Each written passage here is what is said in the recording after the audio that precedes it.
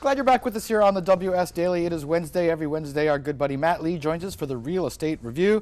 Yeah. And we've talked about buying and selling homes and condos, even hobby farms. Let's talk about buying a farm today. Yeah, so there's a couple different things that people need to know. When you're buying a farm that might have been, if it's 100 acres, 200 acres, even 50 acres, something that is a larger scale, probably a good idea, well, it is a good idea to find out if the farm was worked at one time, because you have to find out if there's HST applicable, and it's something that you need to talk to an accountant about. If it was generating income, then definitely go and seek advice from an accountant. That's something that you need to start off with. How often do farms come on the market? I always thought that they were just passed down through generations. Maybe one generation doesn't want to have it anymore? Yeah, sometimes.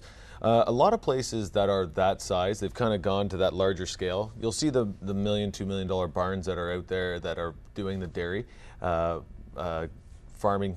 Those don't come up for sale, and they're usually passed down. Either another generation buys them, or a neighboring property. That's generally the way it happens. Yeah. Okay. But we do see, bank barns, homes that somebody has kept 100 and 200 acres and said, no, this is, my property.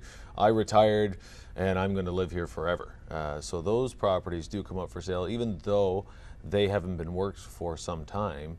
They were worked, and they were generating income. And so they want that property sold, hopefully for development. Someone's going to come in and develop it, perhaps? Well, you could actually see that a neighboring property buys it for the land itself. Maybe the barn is still in good working order. Maybe they buy the land because they want to cash crop it. They need more land to expand their quota. There's different reasons why people buy farms like that. Somebody might buy it and put a house right in the middle of it and say, I don't want any neighbors. It's different reasons. But whether you're going to use it or not is what you need to figure out first of all. And to see if you actually need an HST number, or if it was worked, what the steps are through that process. So the lawyer and the accountant are what you need to talk to right off the bat. And then the other thing is the financing. Even getting down into smaller farms, hobby farms, we've talked about like the large animal end of it, living on it, and what your regulations are. But the financing end is that if you're buying a property and it's kind of a hobby farm, they are going to use the house, X amount of acreage, but say you have 30 acres, they might only use 5 or 10 acres for the appraisal and the house. No outbuildings, no extra land, so then all of a sudden you've got something in place for an offer, you've got an appraisal coming in. You have to know what your personal situation is. Maybe you're covering the extra, maybe you've worked it out with your financer, but these are things that you need to know prior going into buying. Hey, I want to buy a farm. Right. I want to buy some land, I want to put some animals on it, I want to do the kind of even beef cattle, something that's small, but you need to know what you're walking into. You need to talk to the financer for sure. Okay.